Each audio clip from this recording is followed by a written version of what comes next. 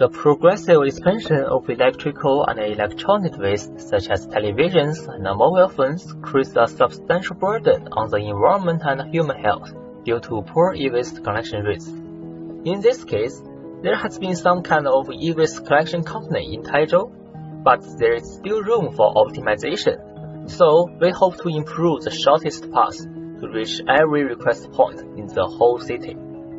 The original method the company reaches every point is that the user will send their request to the company, and the company will collect all the requests for the first day and generate the shortest path based on the digits algorithm on the second day. However, this method seems not very effective since the path for the first day and second day may have some overlapping paths, which could be passed only once for the first day, and if we do so, we don't have to consider this point on the second day's path. And the method we use now is called building the dynamic area. As we can see in this figure 1, we have 2 points, this and this, called point 1 and point 2. We will use these 2 points as the center of the circle, and we use the distance with these 2 points as the radius, and we will have 2 circles. This red overlapping area is what we call the dynamic area, and there will have 2 intersections called point 3 and point 4. When we collect these 4 points, we will get the dynamic area, and if any point in the second day's route exists in this area, this point will be added directly into the first day's route and removed from the second day's route. To be specific, let us assume that the graph shows below as a real-world event like figure 3 and figure 4. The route for the first day is from source 1, A1 to A10, sink 1, while the second day path is from B1 to B6 and sink 1. The original point and destination will not change. Computer will calculate the shortest path using digits algorithm. When we apply our dynamic area algorithm, as shown in the figure 2, we will build the dynamic area for every point which will be arrived next.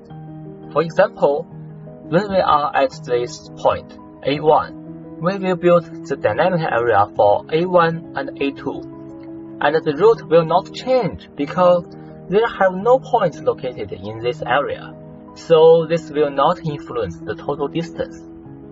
Nevertheless, when we build the dynamic area for A2 and A3, this point, we collect these 2 points with the distance and draw 2 circles. In this dynamic area, we can find that there exists a point B1 in this area. So what can we do? We just put this point into our first day's routes and make a new route as illustrated in the figure 5. This graph. When we repeat this step for every point, the distance for the first day increased a little bit. You can see the difference, right? But the distance decreased much more for the second day's distance, as shown in these 2 graphs. The routes do not have to consider B1 and B6. That's the reason why it can decrease so much.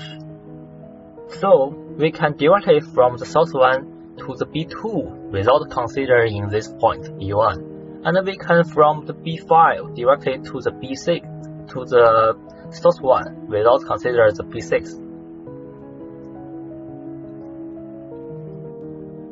We also collect some data in real life since this is the best way to test if our improvement is effective. We gained the vehicle routes for the first and second day routes of the e-waste collection company as shown in the figure 7, this graph, and the figure 8, this graph.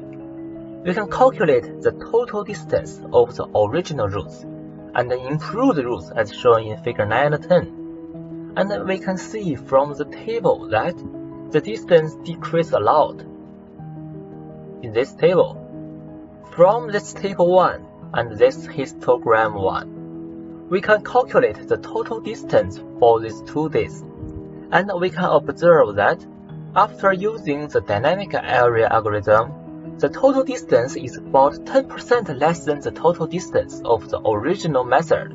It means that in the real life, our dynamic algorithm saves the distance in vehicle routes. In conclusion, if there don't have any point in the dynamic area, then we don't have to change the routes and the total distance will not change. If there includes several points in this dynamic area, it can significantly reduce the distance. However, there is still something we should do in the future, like we have to consider more situations like when the vehicle already full of garbage.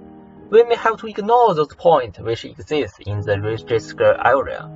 Moreover, there are more factors will influence of our result, like the actual vehicle conditions, the weather, or even the signal lights. We will try to make more improvement to get the shortest path. That's all. And here is our reference. Thank you, everyone.